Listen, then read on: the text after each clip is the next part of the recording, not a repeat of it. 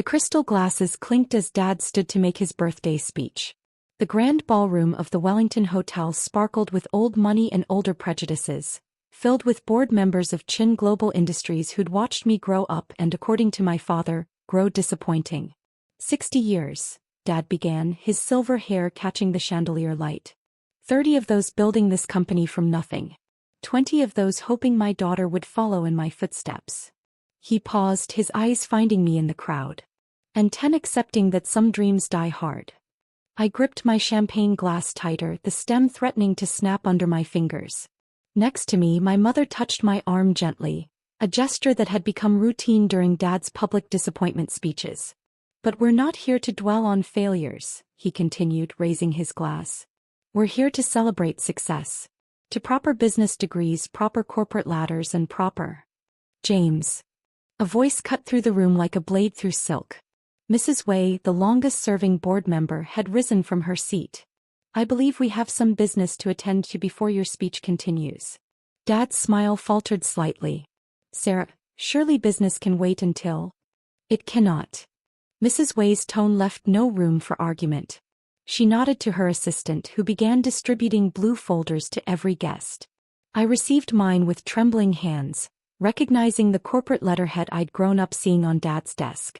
Inside was a single document, its contents making my heart stop. Ladies and gentlemen, Mrs. Wei announced, her small frame commanding the room's attention. For the past 18 months, we've been conducting a thorough evaluation of Chen Global's future leadership needs. Today, on James Chen's 60th birthday, we're announcing our decision. Dad's face showed confusion, then dawning comprehension. He hadn't been consulted. For the first time in 30 years, something was happening at his company without his knowledge. The board has voted unanimously, Mrs. Wei continued, turning to face me. Grace Chen will assume the position of chairman, effective immediately. The silence that followed was absolute. Even the waiters froze mid-pour. Dad's champagne glass slipped from his fingers, shattering on the marble floor. This is absurd, he managed, his voice hoarse. Grace has no business experience. She's a humanitarian architect who's built sustainable housing projects in 12 countries, Mrs. Wei interrupted. Who's developed revolutionary cost-effective building methods that have saved our development division millions. Who understands that the future of global industry isn't in maintaining old structures, but in building new ones that serve everyone. I stood slowly, my legs unsteady. The room spun with faces showing everything from shock to satisfaction. My mother was crying silently. My father looked like he'd been struck. Grace hasn't spent the last 10 years disappointing you, James, Mrs. Wei said softly. She spent them proving that there's more than one way to build a legacy. The folder in my hands contained more than just the announcement. Behind it were photographs of my projects, schools in rural communities, housing developments in disaster zones, innovative designs that combine traditional materials with modern efficiency. All funded quietly through Chen Global subsidiaries, all turning consistent profits while serving communities. Your daughter, Mrs. Wei addressed my father directly, didn't reject your business empire. She revolutionized it while you weren't looking. The next hour unfolded like a carefully orchestrated chaos. Board members swarmed around me, business cards appearing from designer pockets like magic tricks. Dad remained frozen by the podium, his birthday cake untouched behind him, its 60 candles burning lower and lower. Show them the Jakarta project, Mrs. Wei urged, guiding me toward the stage. With trembling fingers, I connected my tablet to the ballroom's projection system. The screens came alive with images of my latest development, a sustainable community built from recycled materials and local resources. But it wasn't just houses. It was an entire ecosystem designed to generate both social impact and profit. The Jakarta model, I began, my voice steadier than I felt, generates 40% more revenue than traditional development projects while reducing construction costs by 60%. Years of presenting to humanitarian organizations had taught me to lead with numbers when speaking to business people. Impossible, Dad finally spoke, stepping forward. Those margins can't. Let her finish, James, Mrs. Wei interrupted. For once in your life, listen to your daughter. The screens shifted to show detailed financial projections. By integrating local materials and labor, We've created a self-sustaining economic model. The communities don't just receive housing, they become part of the construction and maintenance ecosystem. This reduces long-term costs while creating permanent jobs. Mr. Patterson, our chief financial officer, leaned forward. These returns, they're remarkable. Why weren't we informed of this project's scope? Because, I took a deep breath. It was submitted under my maternal grandmother's name, Lou. Dad always said Chen projects had to follow traditional development models, so you built an entirely new model behind my back? Dad's voice cracked with anger, or perhaps something else. No, Dad. I built it right in front of you. You just couldn't see it because it didn't fit your vision of success.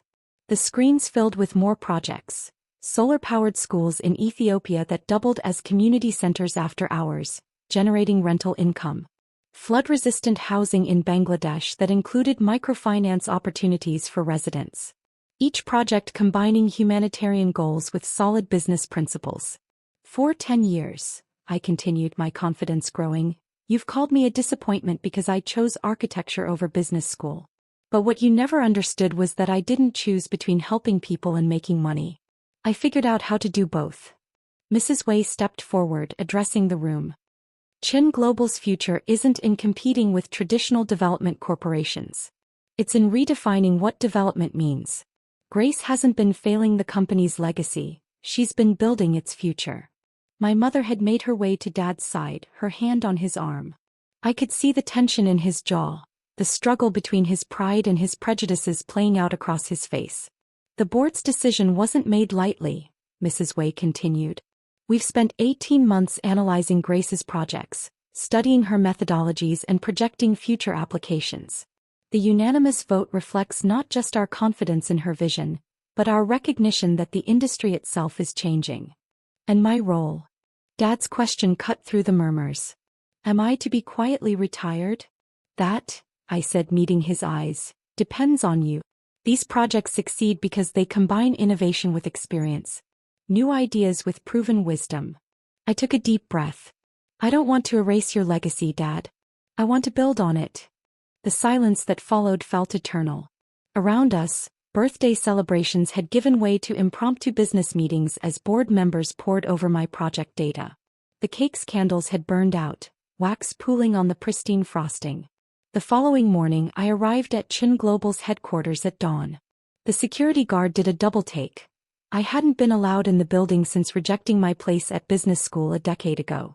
Now my name was already on the chairman's parking spot. Good morning, Miss Chen, he said, handing me a new security badge. Mrs. Wei left instructions. Your father, he's already upstairs. The elevator ride to the top floor felt like ascending through years of memories. Every floor represented a different argument, a different disappointment, a different moment when I'd failed to be the daughter he wanted. Level 20, where he'd first brought me to take your daughter to work day, proudly introducing me as his successor. Level 30, where I'd announced I wanted to study architecture instead of business. Level 40, where he'd made his final attempt to talk sense into me. Level 50, the chairman's floor. His floor. Now mine. I found him in the chairman's office. His office, standing by the floor-to-ceiling windows that overlooked the city. He'd aged overnight, his shoulders carrying the weight of change he hadn't chosen. Your projects, he said without turning around. How many are there? 27 completed. 43 in development. 15 in preliminary stages. I moved to stand beside him. All profitable. All sustainable. All making a difference. And all hidden from me. Not hidden, Dad. Just not announced. Every project went through proper channels, proper subsidiaries. You could have seen them anytime. You just never looked because they didn't fit your template. He turned then, his eyes red-rimmed from what I suspected was a sleepless night. Show me. Show me everything. For the next 3 hours I laid out my vision. Projects spread across 5 continents. Innovation that combined social impact with business acumen. Traditional development principles evolved into something new, something better. This housing complex in Mexico, he interrupted, pointing to one file. The return on investment is remarkable. How? Because we didn't just build houses, I explained, pulling up detailed schematics. We built a community that generates its own income. The ground floor spaces are commercial, rented to local businesses. The rooftop gardens provide produce for restaurants. Solar panels create excess energy we sell back to the grid. Every aspect is designed to create multiple revenue streams while serving the community's needs. And this is what you learned instead of getting an MBA? This is what I learned by combining architectural innovation with the business principles you taught me growing up. I met his gaze. You were a better teacher than you realized, Dad. I just applied your lessons differently. He sank into his chair, my chair now, running his hands over his face. 27 completed projects. All this time while I was telling everyone what a disappointment you were. You were my biggest investor, I said quietly. Every project went through Chen Global subsidiaries. You approved them all through proper channels based on their merits. You just never knew they were mine. The silence that followed was heavy with realization. Outside the window, the city was fully awake now, sunlight glinting off buildings I'd studied since childhood. Buildings that represented power, success, progress, but only one kind of progress. The board meeting starts in an hour, I said finally. They're expecting a transition plan. A way to merge the old Chen Global with the new vision. And what role do you see for a stubborn old man who spent 10 years being wrong about his daughter? Chief of Traditional Development, I replied. Overseeing the integration of conventional wisdom with innovative approaches. Because I meant what I said last night, Dad. I don't want to erase your legacy. I want to transform it. He stood slowly, straightening his tie, a gesture so familiar it made my heart ache. You know what the hardest part is? He said softly. Not that you proved me wrong, but that you proved me right in a way I was too blind to see. The board meeting that morning was unlike any in Chen Global's history. Instead of the usual mahogany-lined conference room, I had it moved to our largest project planning space. The walls were soon covered with blueprints, financial projections and community impact studies. This, I announced to the assembled board members, is the new face of Chen Global. Not just buildings but ecosystems. Not just profits but purpose. Dad sat quietly at first, watching as I presented project after project. But when Mr. Patterson questioned the scalability of the Mexico model, something shifted in his demeanor. If I may, he stood, straightening his cuffs, his towel for entering battle mode. Grace's approach actually solves our biggest scaling challenge. He pulled up our traditional development costs. We've been losing bids to younger, more innovative companies because our model is outdated.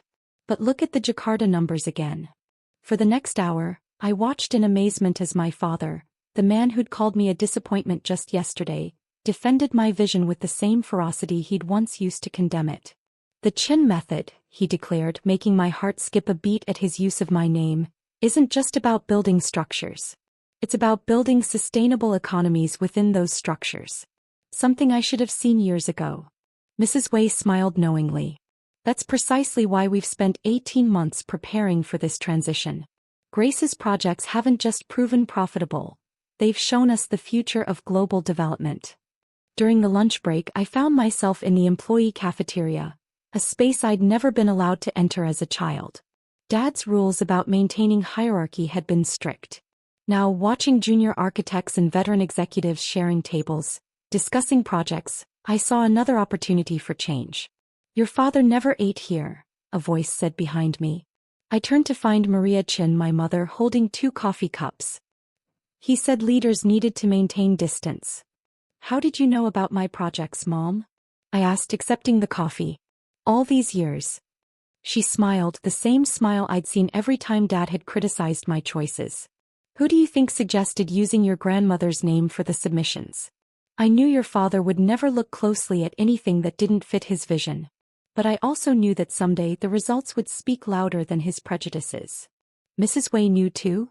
Sarah Wei has been waiting 30 years for Chen Global to become something more than just another development corporation. Mom touched my arm. Your father built this company on the belief that success only looks one way. You're proving it can look many ways. The afternoon session focused on restructuring. Dad surprisingly took the lead. I propose 3 immediate changes, he announced. First, our development teams will be integrated, traditional and innovative approaches working together. Second, we'll establish a community impact division, measuring success not just in profits but in sustainable growth. And third, he paused looking at me. We'll create a mentorship program for young architects and business students, teaching them both sides of development. The board's approval was unanimous. As members filed out discussing implementation details, Dad remained behind. The mentorship program, I said, gathering my papers. That's not just about business, is it? 10 years, he replied softly. 10 years of calling you a disappointment because you wouldn't follow my path, never realizing you were carving a better one.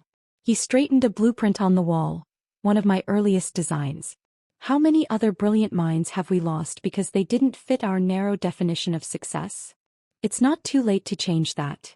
No, he agreed, it's not. But I need your help. These past 24 hours, they've shown me how much I don't know. How much I need to unlearn. The sun was setting outside, casting long shadows across the project planning space. Tomorrow we would begin the actual work of transforming Chen Global. But tonight something else needed healing.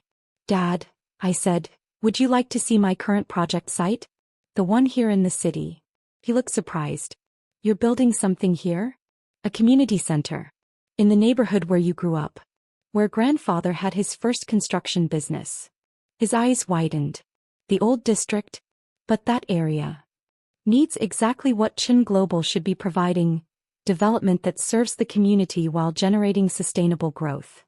I pulled out my tablet. Want to see how we're honoring your father's legacy while building something new?